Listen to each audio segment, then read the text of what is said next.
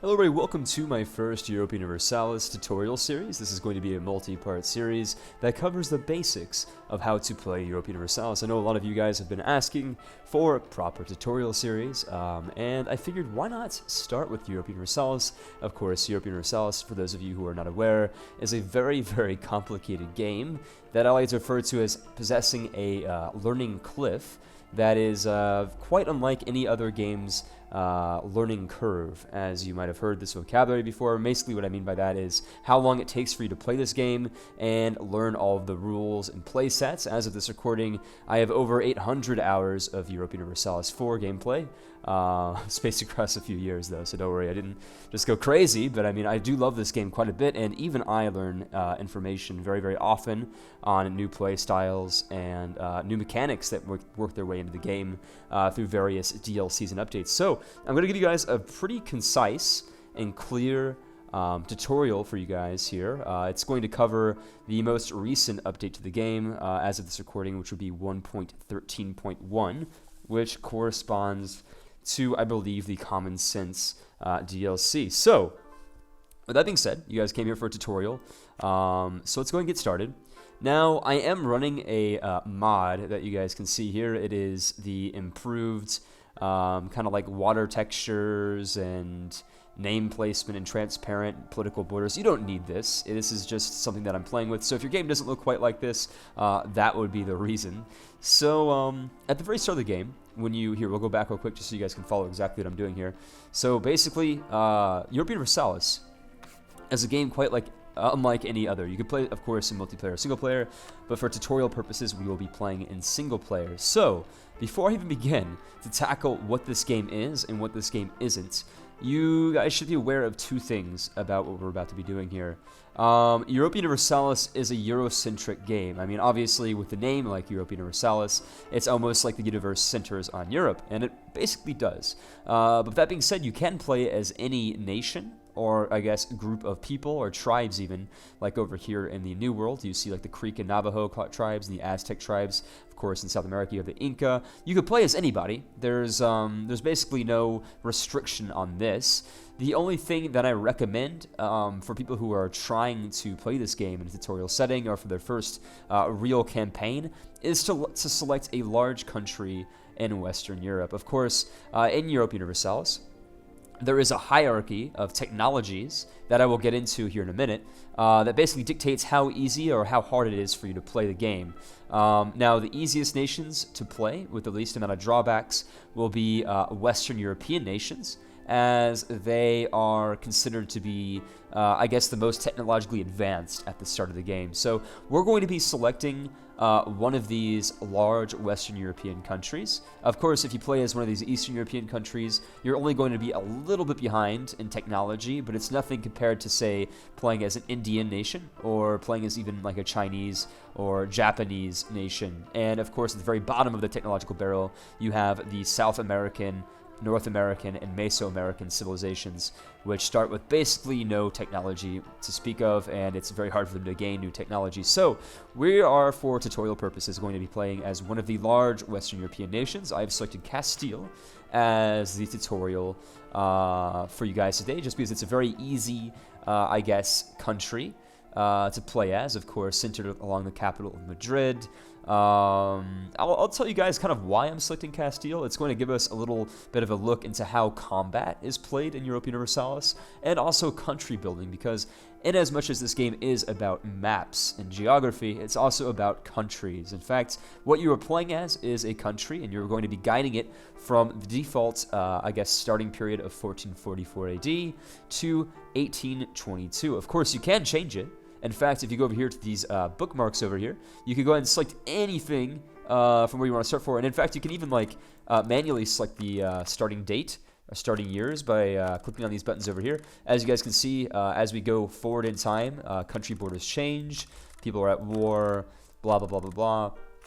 But for my tutorial purposes and for what I recommend is to start with the lowest starting date available, which is 1444 again, as this will give you kind of a look into how the early game of Europa Universalis is played out, as this game does span kind of like the late medieval and early Renaissance period. The different time periods do play a big part into how technology is carried out in warfare and how colonization is played out. So enough of me talking. Let's go ahead and start the game as Castile. And another thing that I need to talk about before we begin playing is that if you guys are like me, and if you guys like to play the game for achievements, there is a mode that is called Iron Man mode, which is quite helpful, in fact, because it allows you to unlock achievements, as there is no other currently accepted method in doing this. And to play in Iron Man mode is a bit interesting, because you only have one save file, and it's automatically saved at the start of every single in-game month, which means that you can't just go back and say, you know, play as France after Austria has kicked you in the ass, or you can't say, you know, play as England after Scotland has just burned down your capital. Like, you can't go back. There's no cheating. And for tutorial purposes, we are not going to be selecting Iron Man mode, as this makes the turns go a little bit longer, as at the end of each month, it has to auto-save and save into the Steam cloud, which is just a little bit annoying. So again, for tutorial purposes, we are not going to select that. And you'll notice that there's another selection over here for Random New Worlds. Don't really pay that attention. That's actually for a specific DLC that I'm just going to presume that most of you guys do not have if you're watching a tutorial series like this. In fact, some of you guys might not even have the game. You just want to see what it's all about. So let's go ahead and start Castile. We're starting at 1444. That's fantastic. And let's go ahead and play.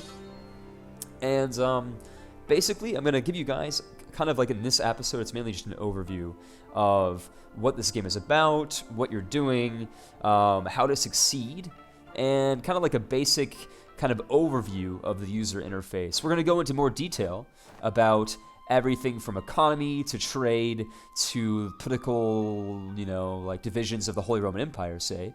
But that's a tutorial for another day. And this will all be accessible in an easily to, I guess, view tutorial series. There should be like maybe 10 or 15, maybe 16 of them in total.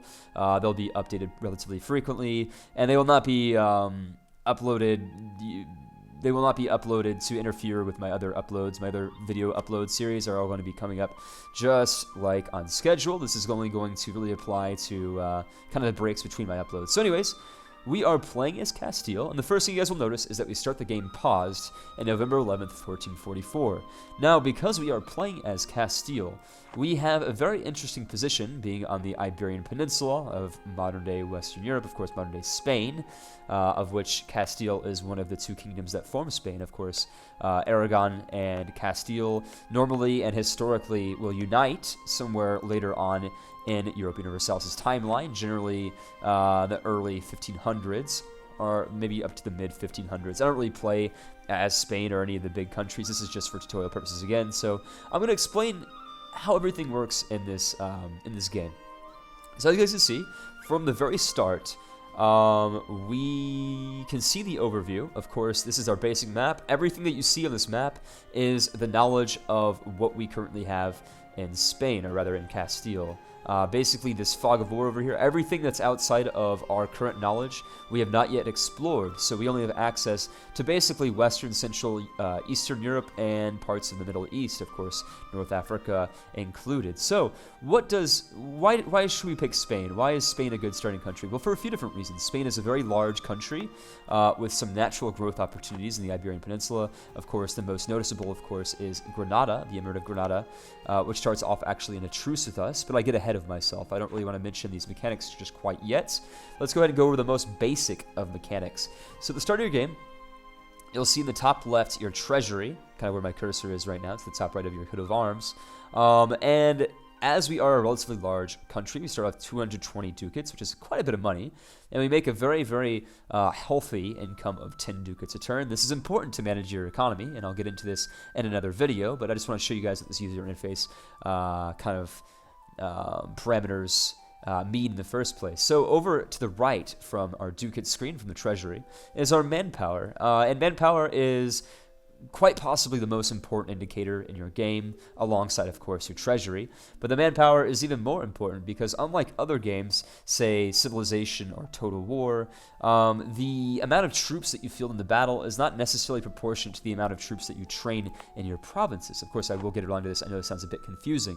What I basically mean by that is we are currently fielding 23,000 men. And why might I say 23,000 men? This might be confusing to some of you. Well, you see how we have a 1 next to this unit over here and 22 over to this unit. Basically, these are abbreviated in their function. And what I mean by that is that 22 correlates to 22,000 men. 1 unit correlates to 1,000 men. We see that this 1 is correlated to infantry, so we have 1,000 Latin medieval infantry, a regiment over there. And this 22,000 is split up to several different groupings of different infantry types. I will get into this, of course. I'm just trying to do a quick overview for the first tutorial series here. So what basically this means is that every country is going to have a limit in their manpower. And this is basically dictated on the amount of provinces they control in which to conscript these men and how developed these provinces are for manpower acquisition and, you know, buildings such as barracks and military infrastructure, more than likely. So I'm not going to get into that in this video. I will have development will have entirely its own video, maybe in episode 4 or 5. But basically what this means is that this number right here is incredibly important because let's say that this unit of 22,000 men, 16,000 infantry and 6,000 cavalry were to go to war right away and say lose 10,000 men due to attrition or war or really however they died. Basically, what would happen is that from the loss of 10,000 men, our unit here with the 22,000 men will still be intact. In fact, it will still say a regiment of 16,000 infantry and 6,000 cavalry, but they will be depleted in half, roughly. And where will they, how exactly do we replenish these units? Now, in some games like Civilization, they merely just, replenish over time. Other games like Total War, you have to be in friendly territory. Well, it doesn't work like that in this game. It works basically off of what we call supply lines and supply limits. And now if you go over any of these provinces with an army selected, you will see how able these provinces are at supplying your armies. Now, the closer you are to your home territory, that is your home country, since we are, of course, in the Kingdom of Castile, we have very, very good supply limits to resupply and replenish our men. But let's say we were fighting against, I don't know, England over here in modern-day France, of course, in modern-day Normandy, and our units took casualties. Well, if we weren't, too close to the coast, if we were, let's say, over here in, Bourbon, we would recover manpower very slowly because we're inland. But if we were to, say, be on the coast over here in Normandy or Co., we would recover manpower faster because our newly, conscripted men would join up with our men in Normandy by taking more than likely the naval supply routes over there through the Côte d'Argent. But I'm getting ahead of myself. This is a bit confusing. Basically, all you need to know about manpower is that whenever you lose men, like let's say this 22,000 regiment army comes into a conflict with another, let's say 10,000 regiment army, and we suffer 10,000 units that die or we lose to attrition. Basically, this number up here, 23,000, will be gradually depleted to 13,460. That's subtracting 10,000 from 23,000, and our unit will be completely replenished. Now, what happens, say, when we have 0 manpower? Well, that's what you want to avoid at all costs. In fact, you want to kind of micromanage your manpower to ensure that before you declare war or before that you go into, let's say a military defensive pact or an alliance with another nation, you want to make sure that you always have enough manpower in which to replenish your units in case you lose them. So worst case situation, you got 0 manpower. You have an army, let's say like ours right here with 22,000 men, and we lose 10,000 men. Well, tough luck. We don't have any manpower to replenish our men, so we will very slowly recuperate our loss, incredibly slowly, in fact. If you mouse over the manpower tab, you will see that we only gain 224 men each month. So if we were to lose 10,000 men and we have no manpower, it would take a long time. It would take almost 5 months for 1,000. So you could do the math. It would take a long time. I'm not very good at math. And you can see if you mouse over the manpower screen, you can see how much you gain per month from different things. Of course, you can see we gain a lot from our provinces. We gain a lot from our government form. I will get into that. And we also get it from our army traditions. So, with that being said, I will, of course, go into more detail with this. This is just more of like an introductory overview into the user interface. Next up on the right is stability. And we're just going to mouse over this so you guys can read it while I talk about stability. Stability is incredibly important.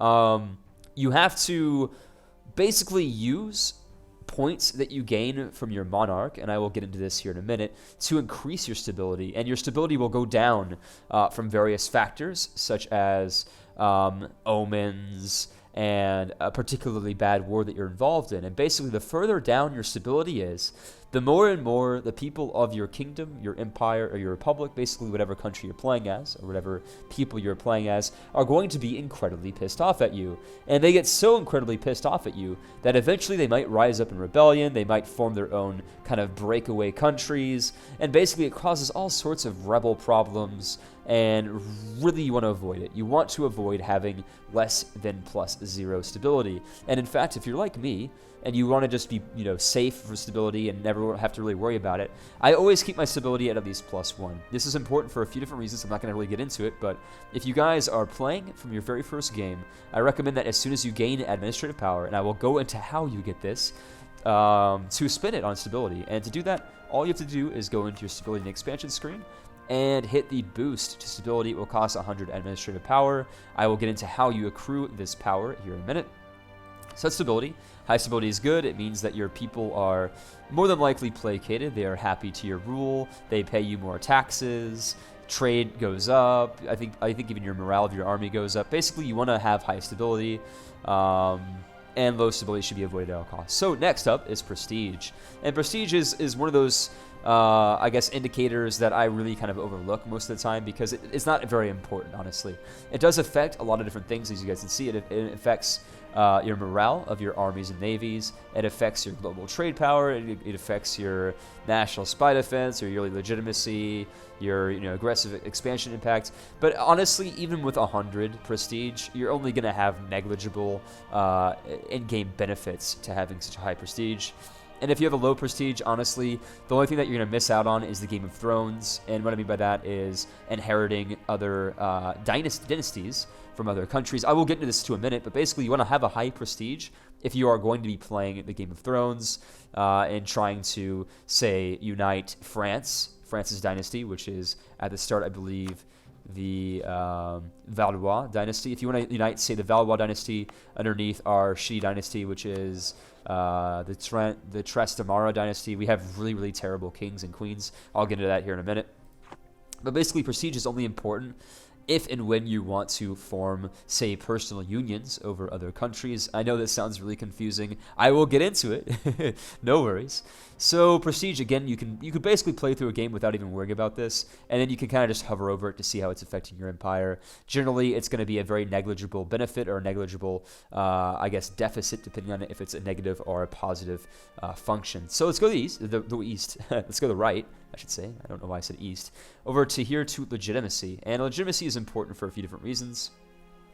I like legitimacy because if you have 100 legitimacy, that means that your king is not a inbred bastard from a foreign dynasty. Your people view their king as their own king, and everybody's happy, right?